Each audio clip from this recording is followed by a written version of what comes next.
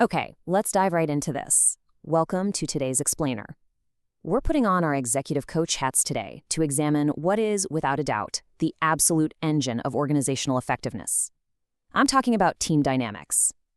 Now, you might be wondering, why do so many collaborations fail? Well, surprisingly, it's rarely due to a lack of skill. It's almost always a lack of connection. So in Module 2, Leading Individuals, we're going to look way past the surface-level ideas of management to reveal the hidden architecture that actually dictates whether a business succeeds or fails. So let me ask you, what happens when you put smart people in a room? Sounds like a recipe for instant success, right? Well, actually, no. This question exposes what we call the functional trap. See, far too many leaders naively assume that simply assembling smart, highly capable, isolated individuals automatically guarantees a win. They look at a stellar roster of talent and think, yep, job's done. But raw talent operating in a vacuum doesn't inherently create value. So the crucial point is the stark contrast between these two mindsets. On one side, you've got that functional trap, the myth that individual talent is the whole shebang. On the other side, we have the strategic reality. Real leadership is about actively building trust, forging real cohesion, and establishing absolute role clarity. It's about taking those isolated individuals and transforming them into an optimized, unified force. The talent, that's just the raw material. Team dynamics is the process that actually refines it. Section 1. Uncovering team dynamics, the hidden architecture. To be a truly effective enterprise leader, you have to look past those individual nodes and really start examining the lines connecting them. It's like a giant puzzle. And to map out that hidden architecture, we rely on foundational frameworks, like the Tuckman model. Because teams don't just magically appear fully optimized, right? They systematically transition through stages. They start in a raw, disconnected state that's forming.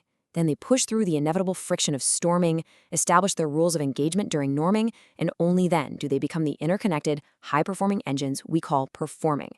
Your job as a leader is to intentionally guide them through these steps. Now, what's really interesting about this is how modern data completely backs up these behavioral theories. Enter Google's Project Aristotle. Google wanted to know exactly what made their best teams thrive, and the results? Honestly, kind of surprising. They found that a team of average intellects with high psychological safety would consistently outperform a team of absolute geniuses who lacked it. Psychological safety and open communication are the primary conditions for team success.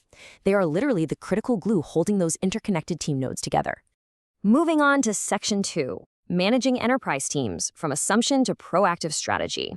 The core management insight here is that you simply cannot sit back and hope for collaboration. Hope is a great thing, but it's not a management strategy. You need specific analytics and tools to make team friction visible so you can actually address it. We're talking about implementing OKRs, objectives and key results, to guarantee role clarity, utilizing 360-degree feedback to really understand those interpersonal dynamics, and leveraging digital collaboration platforms to structure your communication.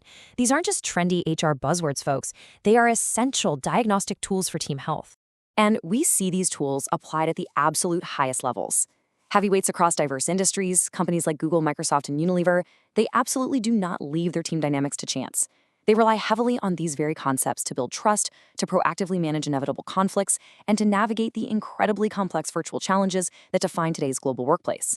They treat team dynamics as a measurable, highly manageable asset. And this brilliantly illustrates the massive enterprise shift that has taken place in modern management. We've moved entirely away from passive observation, just assuming teams naturally work well together. Instead, we've shifted toward actively engineering those team interactions. It is a vital, game-changing transition from leaving collaboration to chance to proactively managing conflict and ensuring real structural cohesion. Section 3. Your core takeaways. Transforming potential into performance. The entire goal of this module is for you to stop viewing yourself simply as a manager of tasks and to start viewing yourself as a strategic architect of your teams.